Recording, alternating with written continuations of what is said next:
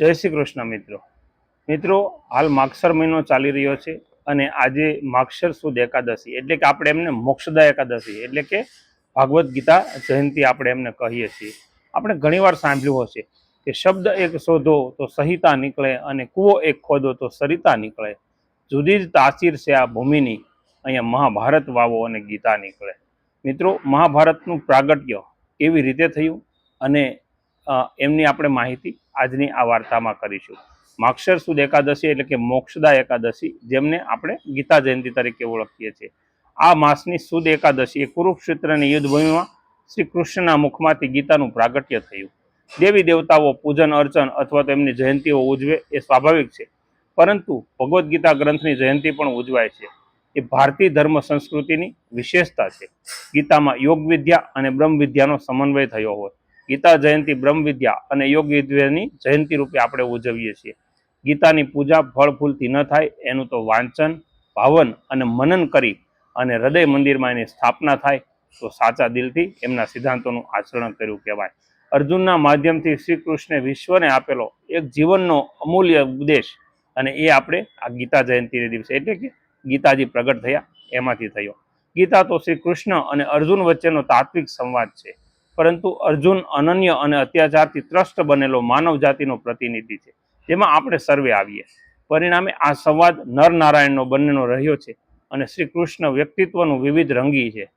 તેઓ હાથમાં સુદર્શન ચક્ર ધારણ કરીને મહાભારતના યુદ્ધમાં સદાચારના માર્ગે સંચરનાર પાંડવોના અર્જુનના સારથી બની અને હાથમાં ઘોડાની લગામ પકડી અને કુરુક્ષેત્રના રણ મેદાનમાં નિર્વેદગ્રસ્ત અને હતાશ થયેલા અર્જુનને અન્યાય અને અધર્મ તેમજ અત્યાચારી કૌરવો સામે યુદ્ધ કરવા પ્રેરે છે, અને એના માટે આ ગીતાને સંભળાવે છે।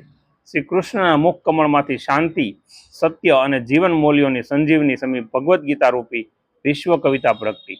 ગીતા એટલે વેદવ્યાસના મહાભારતના મહાભંડારનું અણમોલ રત્ન। મહાભારતના ભીષ્મ પર્વમાં 18મા અધ્યાયમાં કુલ 700 શ્લોક ગીતામાં આલેખન થયું છે।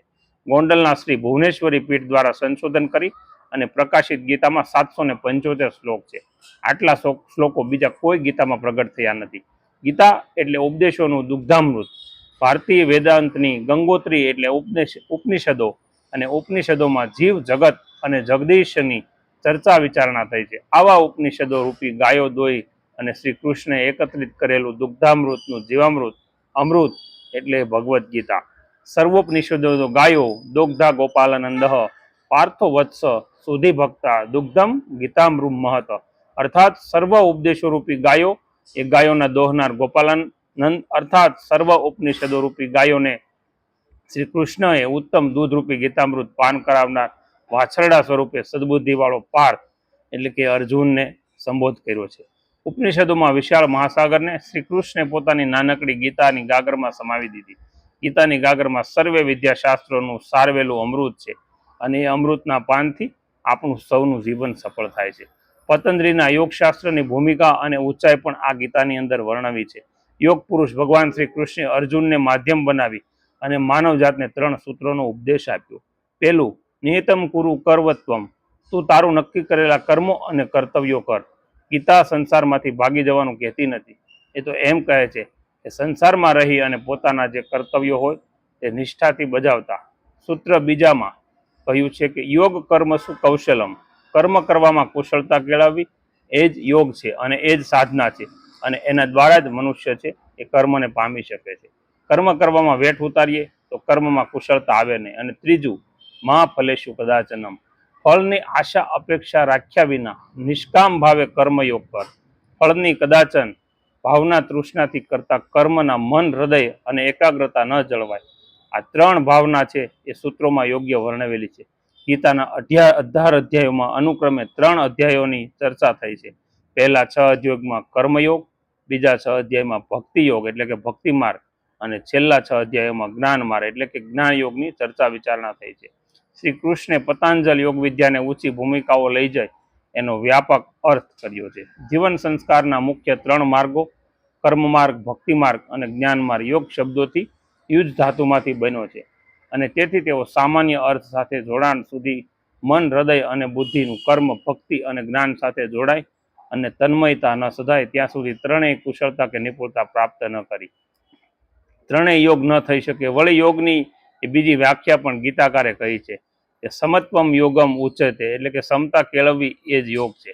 આસક્તિનો ત્યાગ અને સુખ દુઃખ કે સિદ્ધિ અસિદ્ધિમાં સમાન ભાવ રાખવો એ જ ક્ષમતા. સમતાવાન સદૈવ સર્વ પ્રત્યે સમદ્રષ્ટિ નિહાળી છે. ગીતાના દરેક અધ્યાય વિષયને પણ યોગ કહ્યા છે. જેમ કે અર્જુન વિષય યોગ એટલે કે પ્રથમ અધ્યાય સાંખ્યોગ, બીજો અધ્યાય જ્ઞાન કર્મ સંયોગ, ચોથો અધ્યાય વિભૂતિ યોગ, 10મો અધ્યાય વગેરે. ગીતા તો પૂર્ણપણે છે. ગીતાના ગાયક શ્રી કૃષ્ણ વિશ્વ સ્વરૂપ યોગેશ્વર છે, જે જીવ યોગ શીખવે છે. જે જીવન યોગ એટલે કે જીવનમાં અનાસક્ત ભાવે ત્રણેય યોગોનો સમન્વય કરવો અને આ કામ કરી જીવનને સાર્થક બનાવવું. શ્રી કૃષ્ણે ઉપદેશેલા કેટલાક મુખ્ય સિદ્ધાંતો ભગવદ્ ગીતામાં જ્ઞાની અને સ્થિતિ પ્રજ્ઞના લક્ષણો બતાવ્યા છે. જ્ઞાની એટલે જે સત્ય અસત્ય જાણી શકે. ભક્તિ પણ જ્ઞાનયુક્ત હોવી જોઈએ. યથાર્થ જ્ઞાન ન હોય તો ભક્તિ પણ અંધશ્રદ્ધામાં પરિણમે છે. કર્મનું જ્ઞાન ન હોય તો સમયક્ય કર્મ થઈ શકે નહીં. શ્રી કૃષ્ણ જ્ઞાનનો મહિમા કરતા કહે છે, નહીં જ્ઞાનેન અદશ્યમ પવિત્રમિહિ વિધેયતે. ગીતાનો 3 અધ્યાયનો 18મો શ્લોક. અર્થાત વિશ્વમાં જ્ઞાન જેવું કશું પવિત્ર નથી. ગીતાના અધ્યાય 13માં સ્થિતપ્રજ્ઞના લક્ષણો દર્શાવ્યા છે. સ્થિતપ્રજ્ઞ એટલે પ્રજ્ઞા દ્રષ્ટિ સ્થિર હોય, ગમે તેવી પરિસ્થિતિમાં સુખોમાં કે દુઃખોમાં પણ વિચલિત ન થઈ જાય એવા સ્થિતપ્રજ્ઞ કહેવાય. આવો સ્થિતપ્રજ્ઞ બ્રાહ્મણ, ચાંડાલ, ગાય, હાથી, શ્વાન વગેરે સમાન દ્રષ્ટિથી નિહાળે છે. ગીતાના અધ્યાય 16માં આસુરી સંપત અને દેવ સંપતનું પણ આલેખન થયું છે. આસુરી સંપત એટલે રાક્ષસી સંપત્તિ, રાક્ષસો જેવા દુર્ગુણો. દેવી સંપત એટલે દેવી જેવી સંપત્તિ. અને દેવી સંપત્તિના જે ગુણ છે તે જીવનને સંસ્કારના જીવન મૂલ્યો તેમજ ગુણો છે. સત્ય, અહિંસા, ચિત્તની શાંતિ, કોમળતા, લજ્જા વગેરે આ કર્મો છે. ગીતાના કેટલાક અમૃત બિંદુઓ પણ દર્શાવવામાં આવ્યા છે.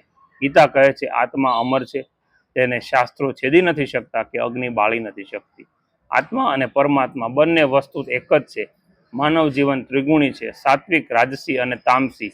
ભગવું કે શ્વેત વસ્ત્ર સત્વગુણની નિશાની નથી. મન એ જ મનુષ્યના બંધન અને મુક્તિનું કારણ છે. અવ્યક્ત પરમાત્માની સંસારરૂપી અસ્વસ્થ વૃત્રેલી છે. કૌરવો જેવી દુર્દશા કે આતંકીઓ સાથે લડવું એ તો ધર્મયુદ્ધ છે. ગીતામાં કોઈ સાંપ્રદાયિક વિચારધારા નથી, પણ સર્વધર્મ સમભાવની વ્યાપક ભાવના શ્રી કૃષ્ણના માધ્યમથી પ્રસ્તુત થઈ છે.